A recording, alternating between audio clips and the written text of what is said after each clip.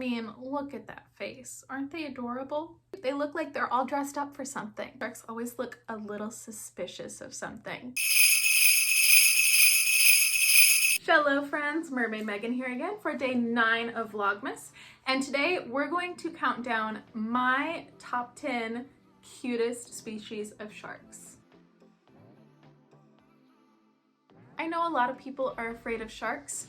I think largely because Hollywood has made a bunch of movies where they villainize sharks as awful, bloodthirsty monsters. And of course, while shark attacks do happen, there's a lot more peaceful encounters with sharks, including a lot where humans don't even realize the shark is there, than there are violent ones. More importantly, sharks are a vital part of any ocean ecosystem, helping to balance out the food chain and being one of the most obvious indicators of the health of that ecosystem. If there's no sharks, you know something is seriously wrong. I have been blessed to have the opportunity to swim with several different species of sharks, a few of which made this list. I have not once yet been bit by a shark. I have, however, been bit by fish the size of my hand. So I may be a little bit biased, but I'm a lot less frightened of sharks than I am of some other ocean species. Of course, if you ever plan to swim with sharks, particularly in the wild, make sure you're doing so under the supervision of a trained shark diver.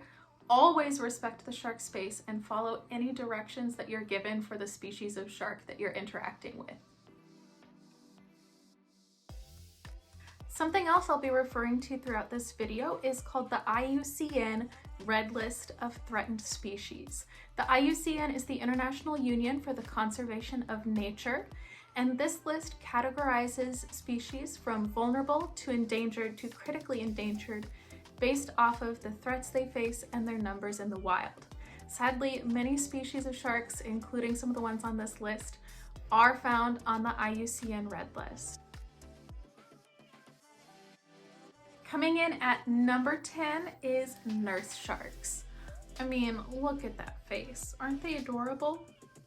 Nurse sharks live in the Atlantic and Pacific Oceans, typically in shallower waters close to shore. They like to hunt at night. They can live to be up to 25 years old and grow to an average of 8 feet, though some have been found up to 10 feet long. Nurse sharks are also one of the species of shark that does not have to swim constantly to breathe. They can pump water over their gills, so when they sleep, they can stay in place. Sadly, nurse sharks are classified as vulnerable on the IUCN Red List. Up next at number 9 are sandbar sharks. And I chose sandbar sharks because these are one of the species I have gotten to swim with. And it can be kind of hard to tell in some pictures, but their skin is really pretty and iridescent. Plus they're pretty cute to look at. I mean, come on. Sandbar sharks are another shallow water species.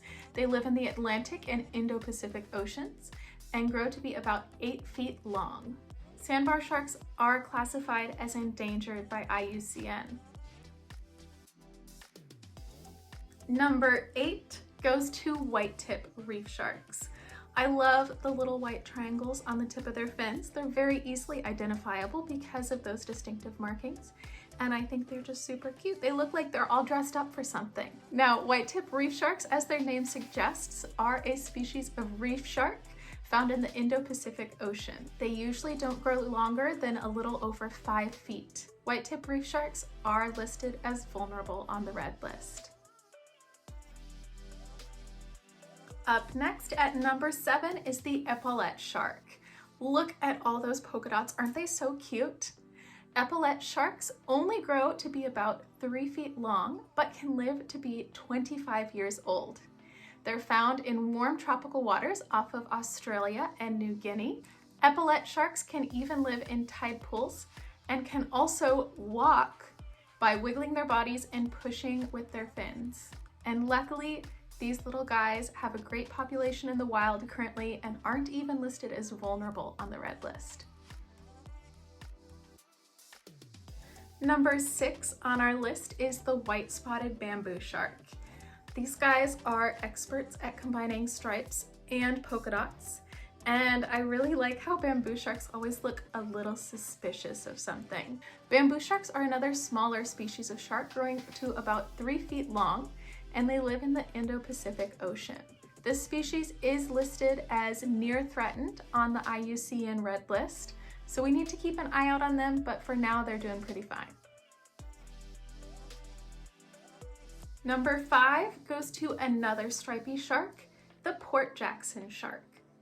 These sharks live off of South Australia, most notably in Port Jackson, where they get their name, and they grow to about 5.5 feet long.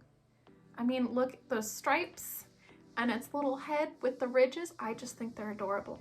Port Jackson sharks are actually migratory, and because they live south of the equator, they travel south in the summer and then back to the northern ranges of their habitat in the winter because that's where the warmer waters are.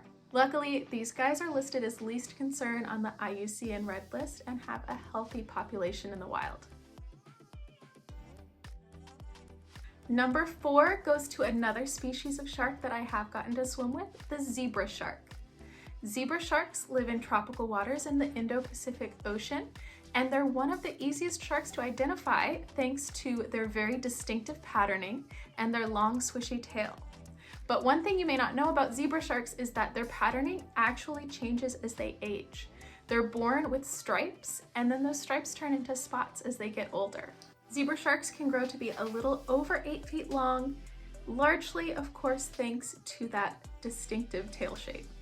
Now, sadly, these beautiful creatures are listed as endangered by the IUCN.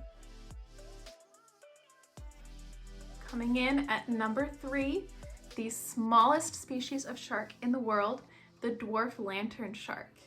These are a species of dogfish shark, and they're found off of the coast of Colombia and Venezuela. Now, these adorable little guys only grow to 8 inches long. Yes, you heard that right, inches, not feet. When I said smallest shark in the world, I meant it. I think it's really adorable how these little guys always look anxious about something, which of course, if I was the smallest shark out there, I would probably be too. Thankfully, these guys are listed as of least concern by the IUCN Red List, which means they're not currently endangered. Number 2, and I'm cheating just a little bit here, goes to a family of sharks known as Wobbegong sharks. The name of this family of sharks, Wobbegong, is believed to come from an Aboriginal Australian word, which means shaggy beard. And I would say that's pretty accurate. That looks like a shaggy beard to me. I think these guys are kind of one of those so ugly or so funny looking they're cute kind of animals. They're definitely not cute like a stuffed animal, although I would buy a stuffed animal one of these, but I think they're pretty adorable. There are 12 species in this family. I'm not going to try to attempt their scientific name. We're just going to put it on the screen here. They live in the Indian Ocean and Pacific Ocean, and luckily none of these species are listed as threatened by the IUCN. And finally, the number 1 species on my top 10 cutest sharks list is the bonnethead shark. Bonnethead sharks are in the hammerhead family, and they live in the North Pacific Ocean and the Gulf of Mexico. They're another smaller shark, only growing to about 3 feet long, and they're easily identifiable by their more rounded head than what people typically think of for a hammerhead shark. Now, sadly, these adorable little guys are listed as endangered on the IUCN Red List. Now, you may be wondering why all this sad talk about how endangered many of these species are. Well, like I said earlier, sharks are a very important part of our ocean ecosystems, so it's important that we do protect them so that we can keep our whole oceans clean and healthy. Luckily, many of the things we do to protect the entire ocean are also good for sharks, like keeping harmful chemicals out of the water and preventing plastic and other trash from entering the ocean. And there's a few things that you can do that specifically help sharks as well. The first is not to use cosmetic products that contain squalene. This is a chemical that is produced by sharks, so sharks have to be fished or farmed in order to use it in cosmetics. The second is to not eat shark. Now, of course, there are dishes that explicitly contain shark, but sometimes shark meat is sold under other names, so make sure you know what sort of seafood you're buying and that it's not a shark. The last thing is to make sure that the seafood that you consume is from a fishery that is managed sustainably. A lot of commercial fishing practices are very harmful to sharks because they overfish or also catching sharks as bycatch. A lot of sharks are also injured by industrial fishing equipment, so make sure that you're choosing seafood from a fishery that has sustainable practices. Thank you so much for joining me for today's video. Please remember to subscribe to see more mermaid and Vlogmas content. Like and comment on this video so I know what you want to see from me next, and I'll see you all next time. Bye! That's weird. That's a weird way of saying that. I cannot talk today.